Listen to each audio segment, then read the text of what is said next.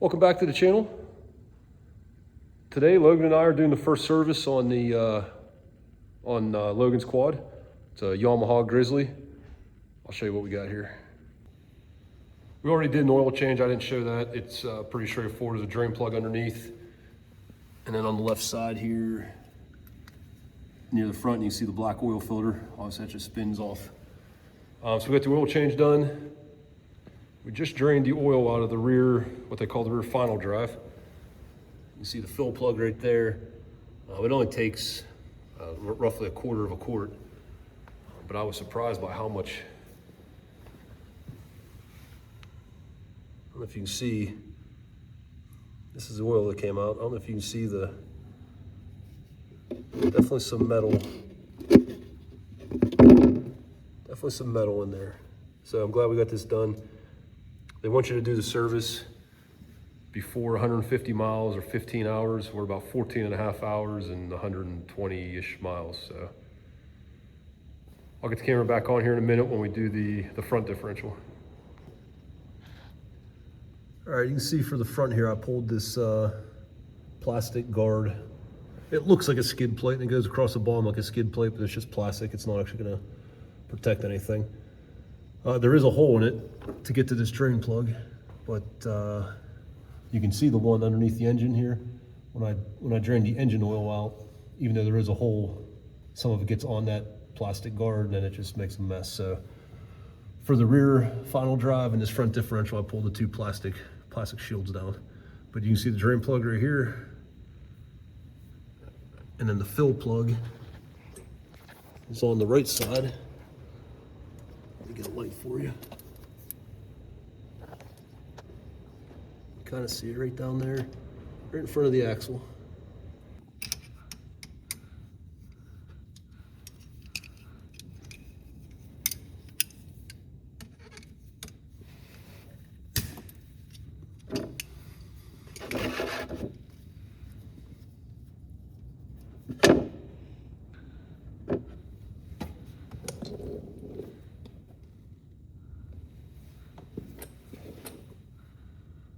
Right off while it's draining, this oil looks a lot cleaner, but we haven't really ran this thing in 4-wheel drive yet. Maybe a couple times here and there, but haven't really ran it in 4-wheel drive. There, you can cut it. All right, we're going after the valve adjustment next. So we got a bunch of the plastics removed. That's all very clear in the owner's manual what to do. Most of them are just a couple bolts, some different clips, but we got both side panels here, one on each side removed, where the center storage compartment is, seat obviously off, and then this front piece here, got all that pulled, and that's giving this Logan here is taking out the 4 bolts to this valve cover. This will be the easy one.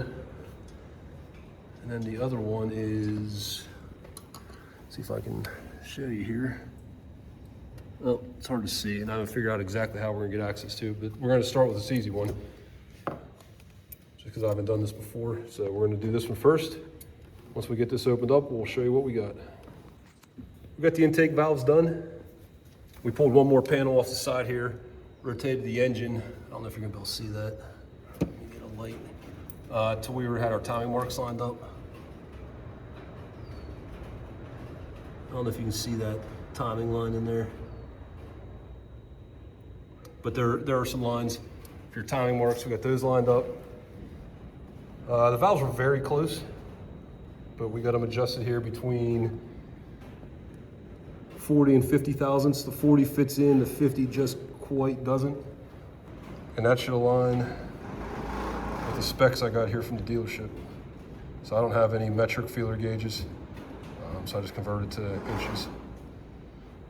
Okay, so the intake was the easy side. We're gonna get this valve cover back on, then we're gonna see if we can figure out how to get to the exhaust valves. Okay, we just got the exhaust valves checked. Sorry about the wind noise in the background, it's super windy. Let me grab my light here. So to access the exhaust valves, I took this bolt out of this front fender, which kind of allows it to move around. I pulled it out. You can see the bungee, I bungeed it up some. Then the coolant bottle, I loosened the coolant bottle removed this top hose and kind of laid it down on the exhaust. And that gave me a window. I don't know if you can see in here. Can't get the focus. So that gave me a window in here. You just barely see the exhaust valves in the background.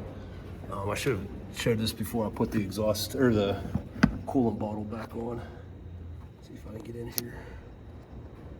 There you go. So with the coolant bottle out of the way though, you could get a feeler gauge in there pretty easily.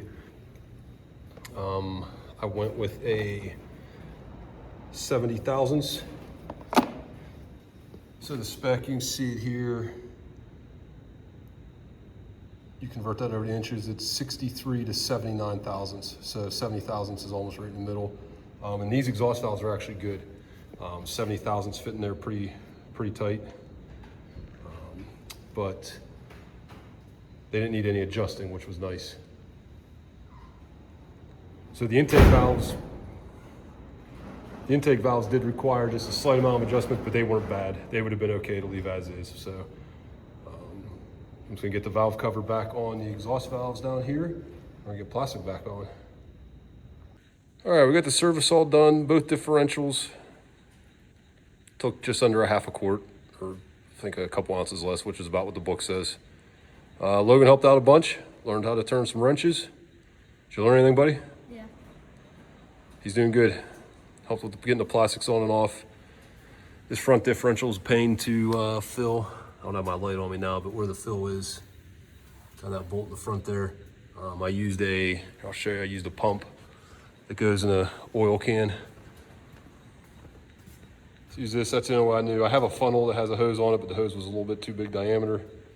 So that was kind of a pain. The back one wasn't bad. We didn't put the plastic skid plate guards back on yet. I want to make sure there's no drips. Logan ran it around a little bit, got it up temperature. And then the only other thing was the valves, which I already mentioned. The exhaust valves are tough to get to, but not terrible. Thanks everyone for watching. Hope you guys enjoyed the video. If you like this video, please like and subscribe. Thanks everyone. We'll see you on the next one.